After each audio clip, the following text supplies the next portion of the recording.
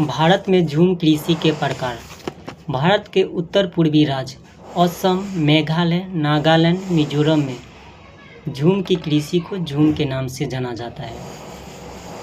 वहीं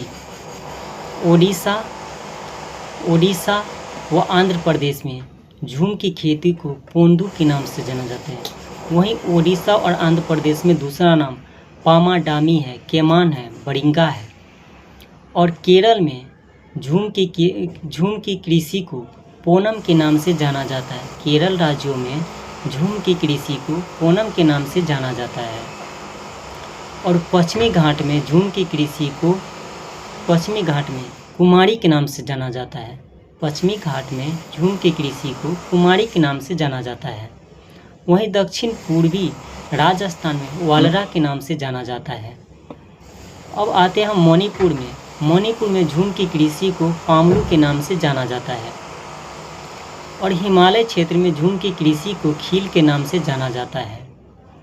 वहीं झारखंड में क्रूबा के नाम से जाना जाता है। झूम की कृषि को झारखंड में क्रूबा या क्रूल कहा जाता है। वहीं झूम कृषि को छत्तीसगढ़ के बस्तर जिला में दीपा के नाम से जाना जाता है। छत्तीसगढ़ के बस्तर जिला में झूम की कृषि को दीपा के नाम से जाना जाता है। वहीं अंडमान निकोबार द्वीप समूह में भी झूम की कृषि को दीपा के नाम से भी जाना जाता है। दीपा के नाम से अंडमान निकोबार द्वीप समूह में भी जाना जाता है। और छत्तीसगढ़ के बस्तर जिला में भी दीपा के नाम से ही जाना जाता है। अब हम आते हैं बराक घाटी। बराक घाटी की सर्वाधिक महत्वपूर्ण फसल है गन्ना। और केरल राज्यों में मसालों का उत्पादन किया जाता है। पूरा विश्व में प्रसिद्ध केरल राज्यों में मसालों का उत्पादन किया जाता है। और काली मिर्च को काला सोना भी कहा जाता है। और काली मिर्च का सर्वाधिक उत्पादन केरल राज्यों में किया जाता है। भारत का सर्वाधिक काजू उत्पादन महाराष्ट्र में होता है। वहीं शक्ति 1 और शक्ति 2 मक्का का आनुवंशिक रूप है। वाणिज्यिक स्तर पर केसर का उत्पादन मात्र भारत का एक राज्य जम्मू कश्मीर में किया जाता है।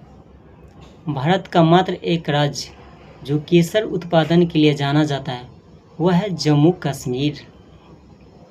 चाय की खेती के लिए 200 सेंटीमीटर से अधिक वार्षिक वर्षा होना चाहिए और 25 से 30 डिग्री सेल्सियस के बीच तापमान की आवश्यकता होती है या उससे भी अधिक। प्रसंस्करण हेतु आलू की सबसे